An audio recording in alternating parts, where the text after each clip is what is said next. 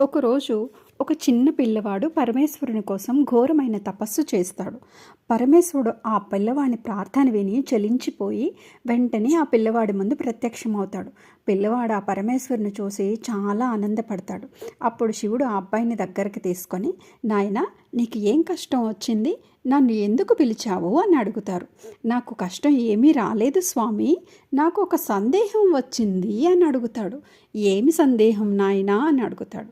లేదండి, మా అమ్మ రోజు ఒక చెంబుడు నీళ్లు తీసుకొని శివాలయానికి వెళ్ళి ఆ పరమేశ్వరుని మీద పోసి, నీ మనసులో ఉన్న కోరిక కోరుకో నాయనా, ఆ పరమేశ్వరుడు నీ కోరికని తీరుస్తాడు నాన్న అని మా అమ్మ చెప్పిందండి అని చెప్తాడు.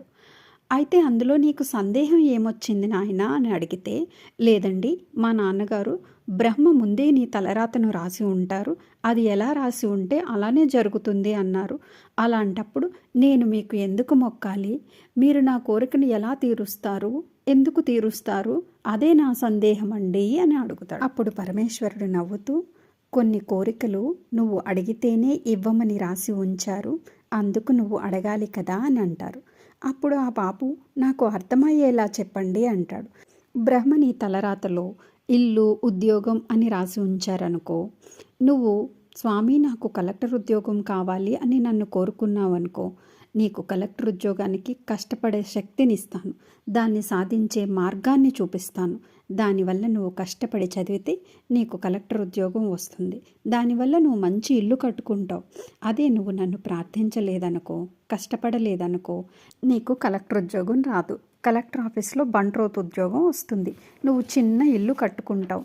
బ్రహ్మ రాసిన రాత నిజమే అవుతుంది, కానీ అందులో నీ కోరిక తీరదు కదా. అందుకే నువ్వు నన్ను సన్మార్గంలో నడిపించమని, కష్టపడే శక్తినివ్వమని, నీ కోరికని తీర్చమని నన్ను ప్రార్థించాలి అని పరమేశ్వరుడు చెప్తాడు. అప్పుడు ఆ బాబు, సరే అయితే నా సందేహం తీరింది, ఇంకా మీరు వెళ్ళిపోండి అని చెప్తాడు. సరే, నేను వచ్చాను కదా, నువ్వేమైనా కోరిక కోరుకో అని పరమేశ్వరుడు అడుగుతాడు. అప్పుడు ఆ పిల్లవాడు, నా సందేహం తీరిపోయింది కాబట్టి నా కోరిక తీరిపోయినట్టే, ఇంకా మీరు వెళ్ళిపోండి అని చెప్తాడు. దీనిలో మనం తెలుసుకోవాల్సింది ఏంటంటే, మనలోని భక్తి ఆ పిల్లవాడి అంత నిష్కల్మషంగా ఉంటే భగవంతుడు భక్తుల కోసం పరిగెత్తుకుంటూనే వస్తాడు. ఓం నమః శివాయ.